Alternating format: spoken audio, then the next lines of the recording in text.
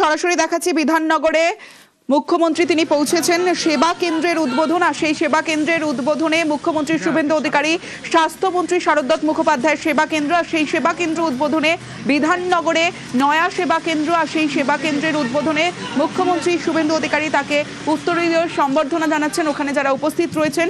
এবং সরাসরি আপনাদের এই মুহূর্তে দেখাচ্ছি সেবা কেন্দ্র এবং নতুন সেবা কেন্দ্র বিধাননগরে স্বাস্থ্যমন্ত্রীর সেবা কেন্দ্রের উদ্বোধন। আর সেই উদ্বোধনে মুখ্যমন্ত্রী শুভেন্দু অধিকারী।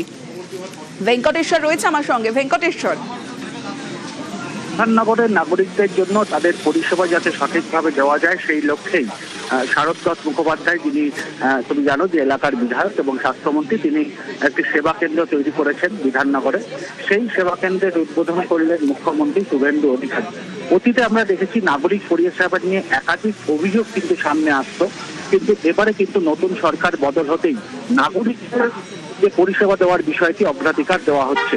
সেই লক্ষ্যেই এই ধরনের সেবা কেন্দ্র, এখান থেকে নাগরিকরা তারা প্রতিনিয়ত এসে তাদের অভাব অভিযোগ, তাদের সমস্যার কথা এখানে জানাতে পারবেন।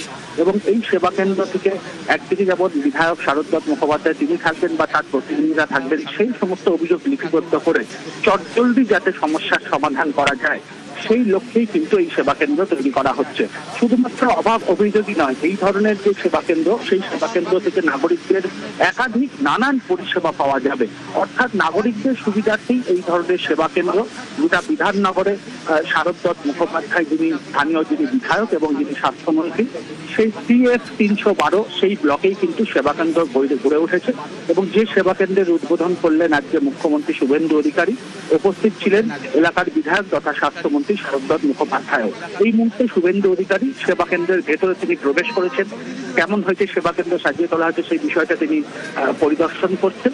এবং সেবা কেন্দ্র গড়ে ওঠার ফলে এলাকার মানুষজনের অনেকটাই নাগরিক পরিষেবা সংক্রান্ত যে অভাব অভিযোগ বা হয়রানিটা অনেকটাই মিটছে, এমনটাই মনে করা হচ্ছে। অর্থাৎ নতুন সরকার ক্ষমতায় আসার পর থেকেই নাগরিকদের কোনো রকম যাতে সমস্যা না হয়, তাদের অভাব অভিযোগ থাকতেই পারে, সেই সংক্রান্ত বিষয় যাতে অবিলম্বে সমস্যার সমাধান করা যায়, মূলত সেই লক্ষ্যেই এই ধরনের সেবা কেন্দ্র। অর্থাৎ বলা যেতেই পারে বিধাননগরের, তোমাকে জানিয়ে রাখা দরকার যে বিধাননগরের বিধানসভা একটি বড় একটি বিধানসভা কেন্দ্র, শুধুমাত্র একটি সেবা কেন্দ্র নয়, আগামী দিনে এই ধরনের সেবা কেন্দ্র আরো তৈরি করা হবে যাতে সাধারণ মানুষজন এখানে এসে তাদের অভাব অভিযোগ সমস্যার কথা জানাতে পারেন এবং সেবা কেন্দ্র থেকে একাধিক সুবিধা তারা নিতে পারেন। এবং এই মুহূর্তে শারদ মুখোপাধ্যায়, যিনি এলাকার বিধায়ক এবং স্বাস্থ্যমন্ত্রী, তিনি রয়েছেন, মুখ্যমন্ত্রী রয়েছেন ভেতরে এবং সেবা কেন্দ্রে এই মুহূর্তে ঘুরে দেখছেন মুখ্যমন্ত্রী শুভেন্দু অধিকারী, যে সেবা কেন্দ্রের ইতিমধ্যেই মুখ্যমন্ত্রীর হাত ধরে উদ্বোধন হলো। বেশ।